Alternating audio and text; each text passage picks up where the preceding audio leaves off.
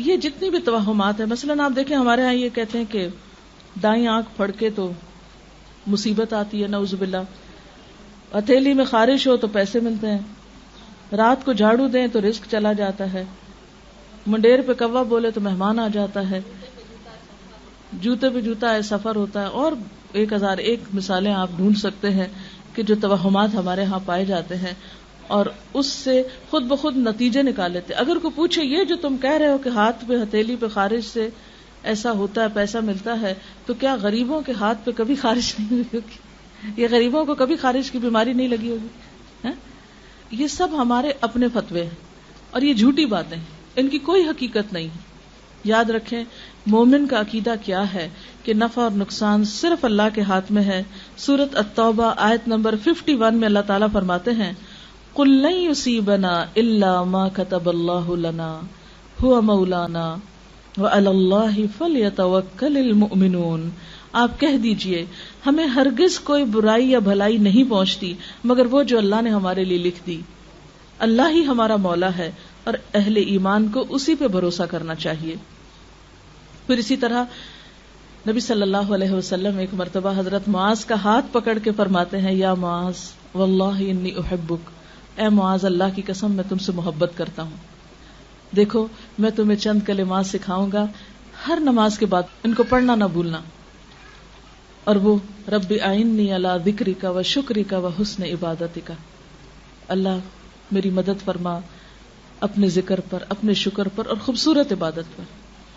اسی طرح آپ صلی اللہ علیہ وسلم نے ایک اور دعا سکھائی، ہر نماز کے بعد یہ پڑھی جاتی، اللہم لا مانع لما اعطیت ولا معطی لما منعت ولا ينفع ذا الجد منک الجد.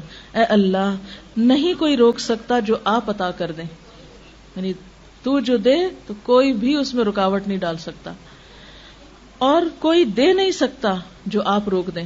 اگر اللہ کا اذن نہ ہو تو ساری دنیا کے لوگ مل کر بھی فائدہ نہیں دے سکتے. جیسا کہ ایک اور حدیث میں آتا ہے کہ آپ صلی اللہ علیہ وسلم نے فرمایا کہ تم یقین رکھو کہ اگر سارے لوگ مل جائیں اور تمہیں کچھ فائدہ دینا چاہے تو جب تک اللہ کا اذن ہو نہیں دے سکتے، اور سارے مل کے کوئی نقصان دینا چاہے تو نہیں دے سکتے جب تک اللہ کا اذن نہ ہو. اور نہیں فائدہ دے سکتی کسی دولت مند کو آپ کے عذاب کے مقابلے میں دولت، یعنی قیامت کے دن انسان کی دولت اس کو عذاب سے نہیں بچا سکے گی.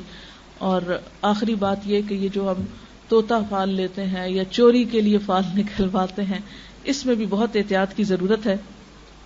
بعض اوقات اگر کسی کی چوری ہو جائے تو لوگ کیا کرتے ہیں کہ امام مسجد یا کسی بھی علم والے سے دیوان حافظ یا گلستان یا قرآن پاک سے فال نکالتے ہیں، اور سچا عقیدہ ان کا ہوتا ہے، وہ مخصوص ورقے کھول کے تو ان کے اندر سے کوئی اندازے لگاتے ہیں کہ اچھا یہ لفظ آ گیا تو اس لفظ سے فلاں کا نام بنتا ہے، اور کون کون ہے تمہارے خاندان میں اس طرح، تو کسی نہ کسی پہ الزام لگا دیا جاتا ہے کہ فلاں چور ہے تمہارے گھر میں. اس کے بارے میں ایک واقعہ ہے کہ ایک شخص پر اسی طرح چوری کا الزام لگا، بڑا ناسمجھ شخص تھا.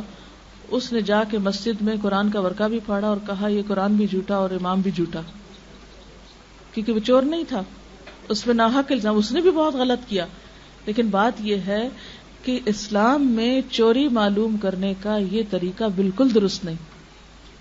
اس سے کیا ہے، اگر آپ نے کسی پہ ناحق الزام لگایا تو سخت پکڑ ہوگی. اور دوسرا یہ کہ قرآن پاک اس لیے نہیں آیا کہ ہم اس میں سے کسی کی چوری معلوم کریں، وہ ایسے علم دینے کے لیے ہمیں نہیں، وہ تو ذالک الکتاب لا ریب فیہ ھدی للمتقین، یہ کتاب جس میں کوئی شک نہیں، متقیوں کو ہدایت دینے کے لیے آئی ہے، رہنمائی دینے کے لیے آئی ہے، نہ کہ لوگوں کی چوری بتانے کے لیے.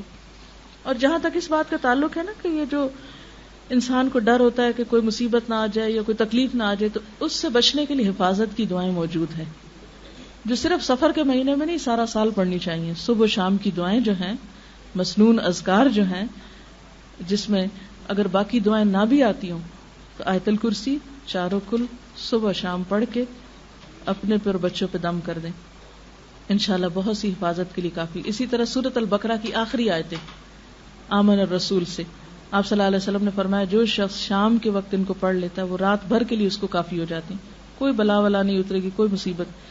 اور یہ جو آخری آیتیں ہیں یہ اتنی خوبصورت آیتیں ہیں کہ آپ صلی اللہ علیہ وسلم نے ایک دفعہ فرمایا کہ آج آسمان کا ایک دروازہ ایسا کھلا ہے کہ جس سے پہلے کبھی نہ کھلا تھا، ایک فرشتہ ایسا اترا ہے جس سے پہلے کبھی نہ اترا تھا. اور وہ ایسی آیتیں لے کر آیا ہے جو آج سے پہلے کسی نبی کو نہیں ملی. اور وہ اللہ تعالیٰ نے زمین و آسمان کی تخلیق سے بھی 2000 سال پہلے لکھی تھی یہ آیتیں. آمن الرسول سے آخر تک عرش کے خاص خزانے سے یہ آیتیں ملی ہیں ہم کو، ہم سے پہلے کسی امت کو نہیں ملی. تو اگر آپ مغرب کے وقت نماز میں ہی مثلاً اس کو پڑھ لیں، عادت بنا لیں، یا کسی بھی وقت رات کو سونے سے پہلے پڑھ لیں، آیت الکرسی پڑھ کے چاروں طرف پھونک دیں، تو انشاءاللہ اللہ کی حفاظت پہ آپ رہیں گے. ورنہ کسی اور کے بس میں حفاظت نہیں ہے کسی کی. ولا يؤوده حفظهما وهو العلی العظیم. کیوں؟ اس لیے کہ لا تأخذه سنۃ ولا نوم. نہ اللہ تعالیٰ سوتے ہیں نہ اس کو اونگ آتی.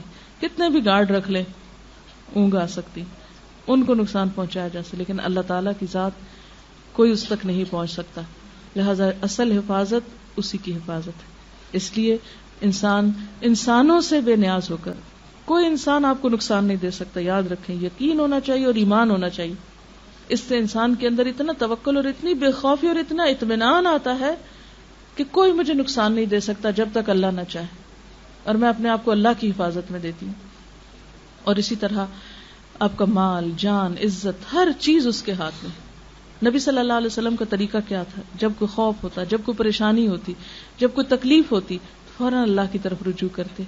ہمیشہ نماز کے ساتھ مدد مانگتے، جس طرح خود اللہ تعالیٰ نے قرآن پاک میں فرمایا وَاسْتَعِينُوا بِالصَّبْرِ وَالصَّلَاةِ، صبر اور نماز کے ساتھ مدد مانگو. تو جو طریقہ قرآن میں بتایا گیا، جو نبی صلی اللہ علیہ وسلم کی سنت ہے، اس کو چھوڑ کر مچھلیوں کو آٹے کی گولیاں کھلانے سے کوئی حفاظت نہیں ہوگی اور کوئی بلائیں نہیں ٹلیں گی، اور نہ چنے کی گھنگنیاں کھانے سے کوئی مصیبت ٹل سکتی ہے. یہ سب خرافات ہیں، خود ساختہ چیزیں ہیں، دین ایمان کو نقصان دینے والی ہیں. لہٰذا جو اصل ہے اس کی طرف لوٹیں، اور جو توہمات ہیں ان سے خود کو نکالیں، کیونکہ ان کا سب سے بڑا نقصان یہ ہے کہ انسان کام سے رک جاتا ہے، انسان کے ارادے متزلزل ہو جاتے ہیں، انسان کے اندر سے ڈٹرمنیشن ختم ہو جاتی ہے، یقین اور ول پاور کم ہو جاتی. تو اس لیے ان چیزوں سے بچنا بے حد ضروری. تو اللہ تعالیٰ سے دعا ہے کہ اللہ تعالیٰ ہمیں ہر طرح کے توہمات، بدشگونیوں اور ایسے گمان سے بچائے اور شرک سے بچائے کہ جو انسان کے اعمال کی بربادی کا ذریعہ ہوں. وآخر دعوانا ان الحمد للہ رب العالمین. سبحانک اللہم وبحمدک نشہد ان لا الہ الا انت نستغفرک ونتوب الیک. والسلام علیکم ورحمۃ اللہ وبرکاتہ.